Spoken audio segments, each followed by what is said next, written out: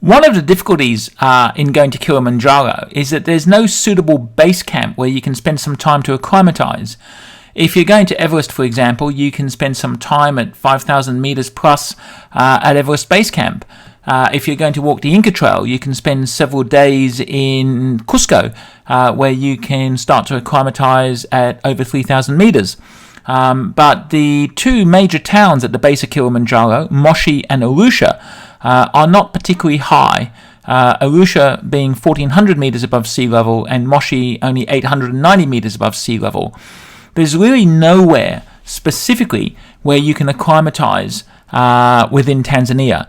The one option you do have is that there is a 4,000 metre mountain just opposite Kili called Mount Meru, and some people combine a climb of Mount Meru as an acclimatisation climb in the lead up to preparing for Kilimanjaro. When you're going to go to altitude, and in fact when you're going to go in any kind of expedition type environment, there's a fair number of considerations you have to take into account. Ideally, you want to know the team that you're trekking or climbing with. You need to think about vaccinations and visas. You need to think about prophylactic medications. You need to keep an eye out on local disease outbreaks. And you also need to understand the local medical resources because, of course, one of the things that may well be required when you're on a big mountain is a medical evacuation. And so, of course, insurance comes into play here too, and the liaison between you as the client, your insurer, and their assistance company may be especially vital if you get sick at 4,000 or 5,000 meters above sea level. So, pre-existing conditions. This is something that all trekkers and climbers need to think about, not just from the insurance perspective, but from how they manage those conditions in the expedition environment. So it's important that they make sure that they've reviewed and sorted out their medical problems prior to departure.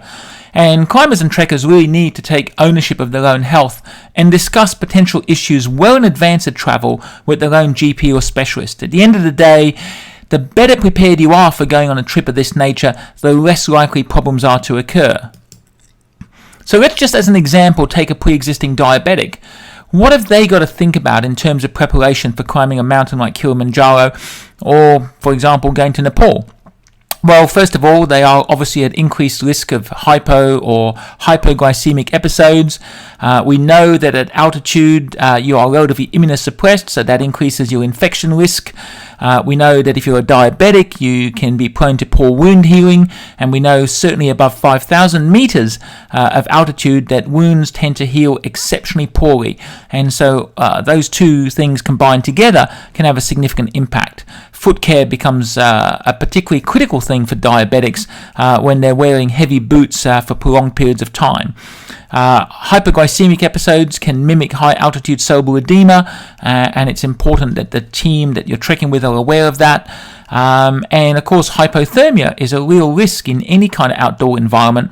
And again, hypoglycemia can mimic hypothermia and can create a little bit of a diagnostic challenge in the field. People that are on insulin will probably need to make significant adjustments to their insulin over several time zones.